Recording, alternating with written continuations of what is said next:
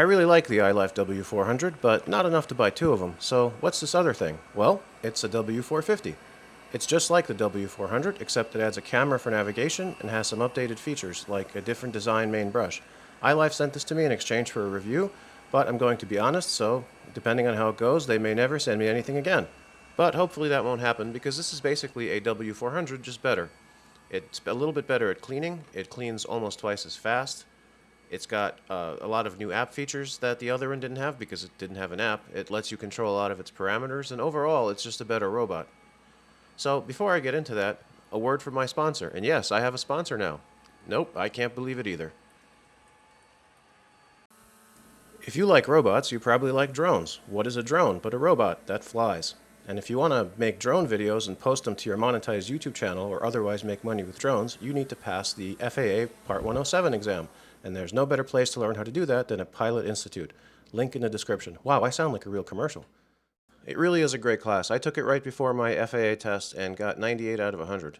So it really works, and it's a lot of fun too. I really like the instructor.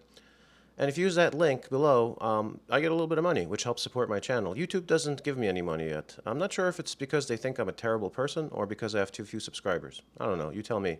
The iLife W450, I didn't really know what to expect from it. I knew that it had a camera for navigation, but I didn't know what they were going to do with it. So I realized it wasn't a true smart mapping robot when I saw the cradle, the docking cradle, which is just like the W400, and the robot cannot get up onto it by itself. You have to pick it up and put it on. So I realized at that point that it wasn't going to create maps of my house and be dispatched to specific rooms. Although that wasn't a thing that could ever happen in my house because this thing has a lot of problems with room dividers. It's able to cross the room dividers that I don't want it to cross, and it cannot cross the room dividers that I do want it to cross. So if it wasn't such a great mopping robot, I might not like it. Setup was pretty straightforward. I had to use my guest network. That's 2.4 gigahertz only because iLifes don't like the mixed networks. System is starting now. Please wait. Other than that, setup went off without a hitch.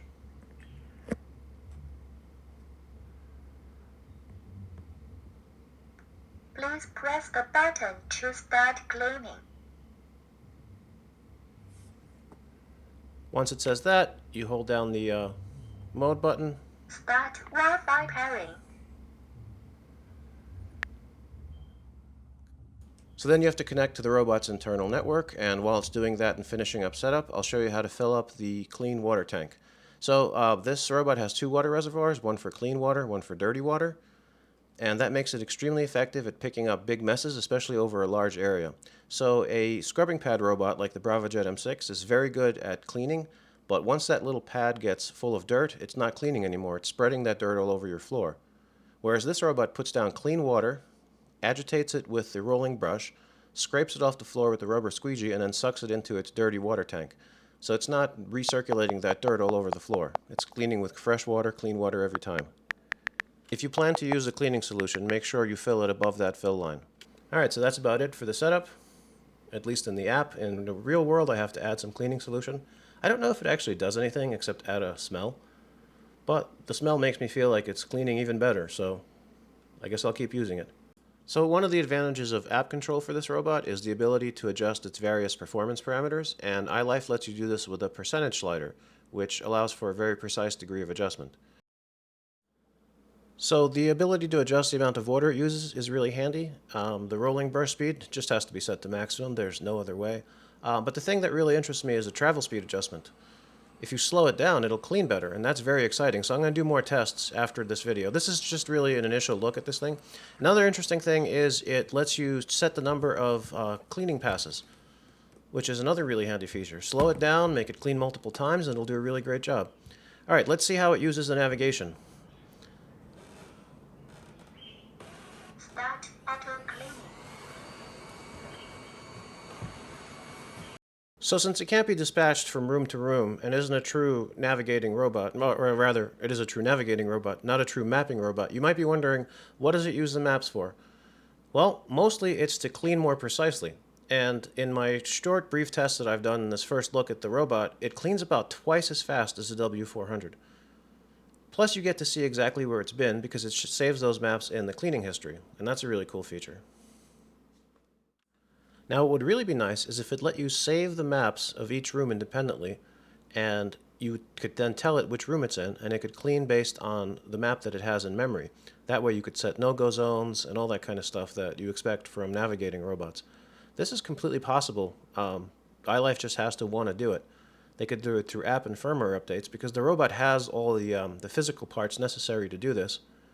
All it needs is the app and firmware coding. So this robot, it has a lot of potential. There's a lot of things you could do with this that, if they wanted to, they could really turn it into a spectacular product. But even as is, it's not that much more expensive than the W400. I think it's like $275 versus $230 or something along those lines. And I'll put a link, an Amazon link in the description. But for that price, you're basically getting a better robot that cleans twice as fast and has other features that I'll show you in a bit, like zone cleaning. And of course, the ability to control how the robot works, how many times it cleans, how fast it goes, etc. Can you tell I'm really excited about slowing this thing down? I know, I know. What's the use of cleaning twice as fast if you're going to slow it down to half as much? Well, the usefulness is it'll clean better. All those tough stains that the W400 struggled with, I think this thing might be able to just mop them right up. But we'll see. So the interesting thing here, as we watch it clean and map in Speedy Vision, is that it's actually navigating in real time. So I always thought that the reason iRobot didn't have that in their app, basically the ability for the robot to show you exactly where it is because you couldn't do that with vSlam. But I guess you can. So I guess iRobot is just lazy, or they think we're dumb and hate us, which is why they don't use LiDAR. Anyway, I mentioned earlier that iLife messed up spot cleaning mode on this robot. And the way they did that is on the W400, you push the mode button and it cycles through all four modes, which is area, path, I think, edge, and spot. This one only cycles through two modes, area and whichever one that prevents it from going below its starting point. I think that's path. You can't get to spot mode on the robot. Now, at first I thought they did away with spot cleaning mode. That's dumb, but they didn't. You can access spot cleaning mode with the remote and I think through the app, but I'm not sure. Definitely the remote.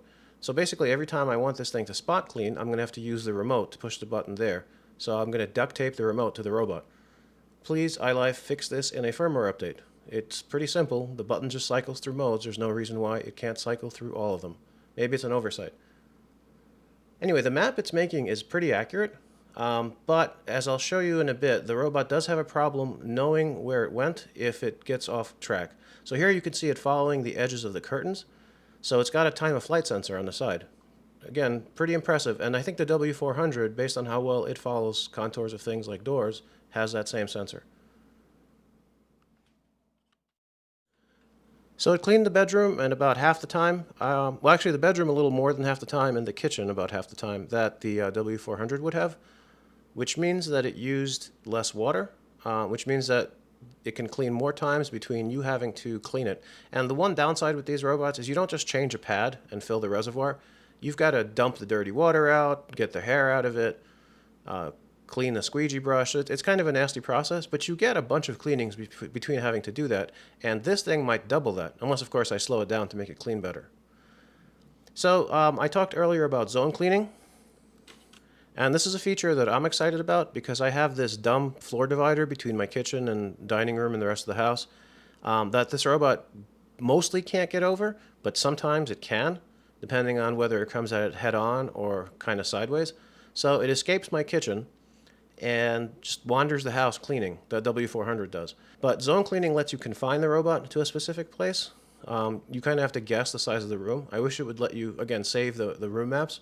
So in the first time I did zone cleaning, the robot got hung up on the divider, and then it made its way back into the kitchen, which you're about to see, and because it kind of spun its wheels on that divider, it was wrong about where it was located.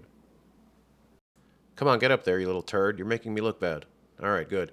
Okay, now, if you look on the map, you'll see it's way to the left of where it used to be, but in reality, it's in the same place. So the robot thinks it's in a different place than where it actually is.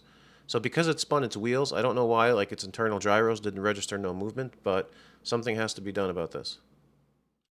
Alright, so time for attempt number 2, and this time, as you can see, I started it farther from the divider. Keep in mind that this problem is mostly unique to my house, although I'm sure there are other people with these kinds of dividers that this robot could get hung up on.